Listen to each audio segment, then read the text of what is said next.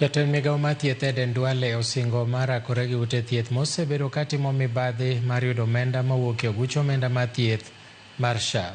Kanoloso Mombasa e nyim kamati mar od bura mochung' ne thieth, Duale koni moko kuom ute mag thieth to chutho mag ji giwegi osebedo karwako jotuo e ward nyaka mago monego thiedhi to dok e miechgi kaka yo mar yudo omenda mabalang'. Kamati no motelne kod Dr. James Nyikal okoni moko kuom weche magidwa ng'eyo matut en kaka migao mar thieth tayo chenro mag okumba mar thieth mar SHA to kod kaka jopiny chudo e wi weche mamoko. We have clear evidence, and we'll give to this committee, where outpatients have been turned into inpatients. Somebody goes to hospital just to donate blood, then he's admitted for 5 days. The kind of fraud that is going on in private, faith-based, and sometimes public facilities.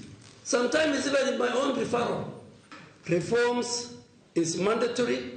The dignity of Kenyan patients is mandatory.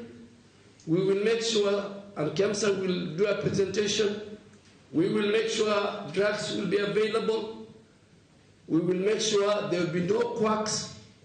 But let me say it, those who created facilities because they used to siphon money from NHIF, you either close or you provide the right service and you'll be paid the right amount of money. The three issues that are of concern to the public now is the issue of registration, which earlier on was going on and with the monthly installments, and now is coming as lump sum. And they have given us the information on why this is so and what they are planning to do, which they are going to give us in our next sitting. And we are keen that whatever happens, we must make it possible for members of the public to pay, if by installment in some way, that is manageable to them.